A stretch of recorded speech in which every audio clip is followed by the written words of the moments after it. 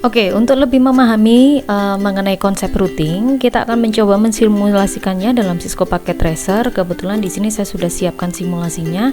Nah, pertama-tama sebelum saya masuk ke dalam konsep routing itu sendiri, saya akan mengulas kembali mengenai konsep dari local area network atau jaringan lokal.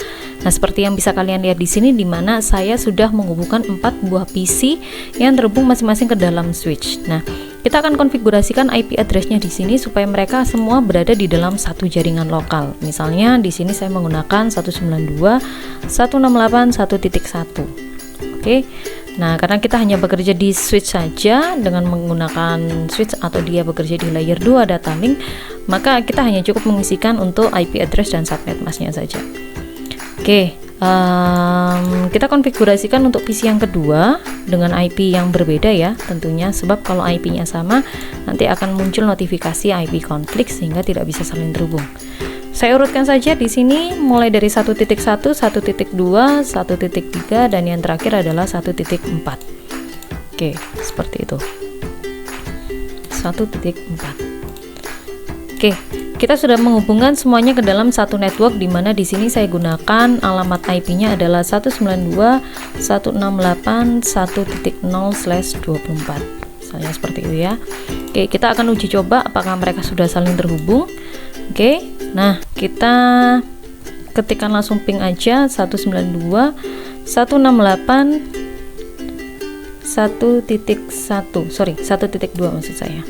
Nah, dia sudah reply ya. Saya coba ke 1.3, dia reply, dan saya coba ke 1.4, dia juga sudah reply. Kenapa demikian? Karena mereka masih bekerja di layer 2 saja. Dia menggunakan switch yang unmanageable atau sering kita sebut sebagai hub, dan selama mereka berada di dalam satu jaringan yang sama, maka mereka bisa saling terhubung.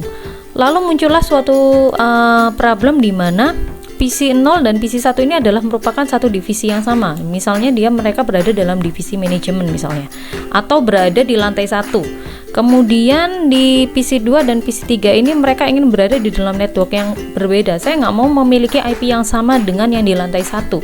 Saya ingin lantai 2 memiliki IP yang berbeda dengan lantai 1. Gunanya apa? Supaya saya memudahkan saya pada saat saya melakukan troubleshooting.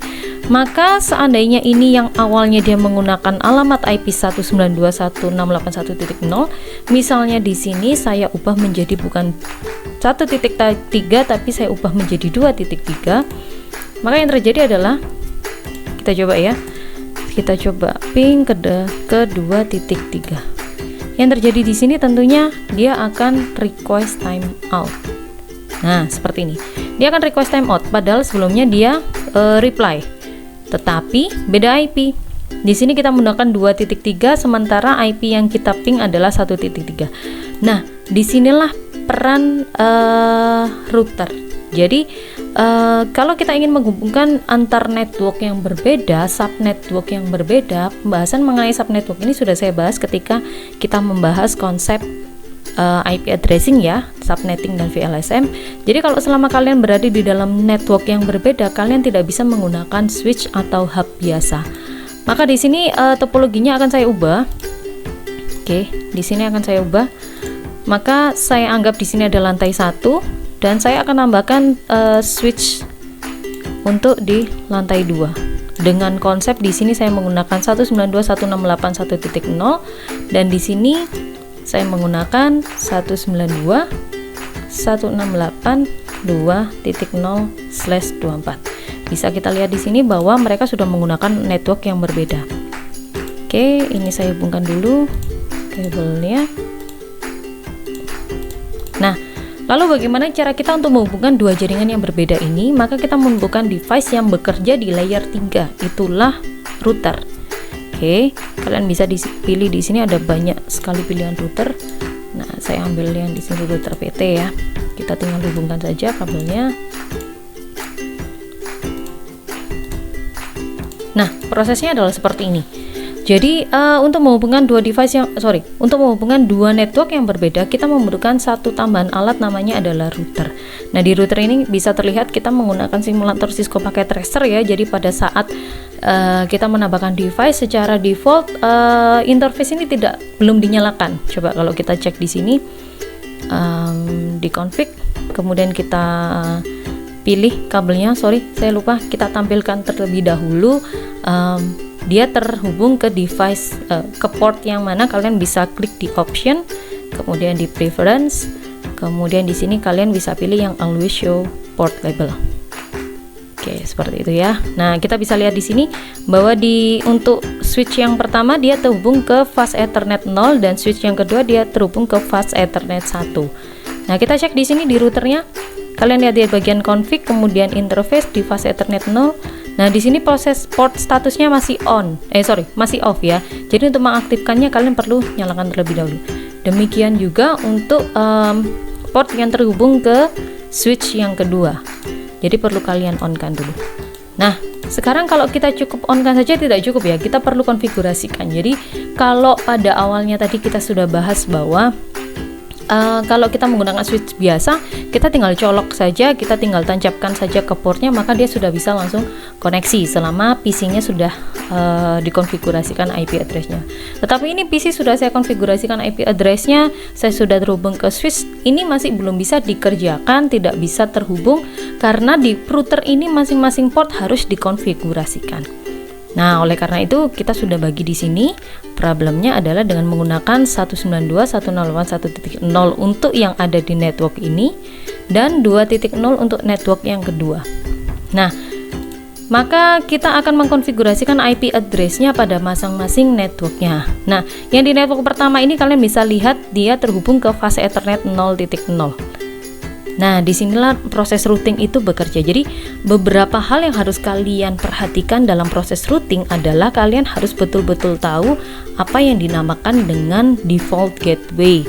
Jadi, kalau misalnya tadi dia bisa terhubung satu dengan yang lain karena mereka masih berada di dalam satu jaringan yang sama. Tetapi kalau dia sudah berada dalam jaringan yang berbeda, maka dia butuh namanya default gateway. Gateway dari kata-katanya aja, gate itu kan artinya pintu gerbang ya. Artinya kalau saya berada di dalam lingkungan saya, di dalam network saya, dan saya ingin terhubung dengan network yang di luar saya, maka saya harus permisi dulu lewat pintu gerbang saya.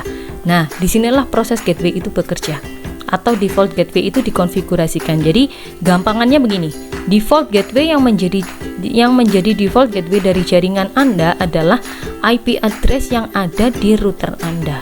Jadi, kalau misalnya ini ya, 1.0 ini dia terhubung ke port fast Ethernet 0.0, maka alamat IP yang di fast Ethernet 0.0 ini akan menjadi default gateway-nya dari yang network ini. Demikian pula yang kedua ini ya. Jadi kalau misalnya di sini alamatnya 192.168.2.0, dia terhubungnya ke fast Ethernet 1/0, maka yang alamat IP yang ada di fast Ethernet 1/0 ini menjadi default gateway dari yang network yang kedua ini. Bisa dipahami ya? Oke, kita akan konfigurasikan. Nah, karena di sini kita sudah membuat topologinya bahwa di sini menggunakan 1.0, maka kita coba tetapkan saja di sini alamat gateway-nya atau alamat dari interface-nya dari routernya saya gunakan untuk IP paling terakhir ya, karena di sini /24, maka IP paling terakhir adalah 1.254.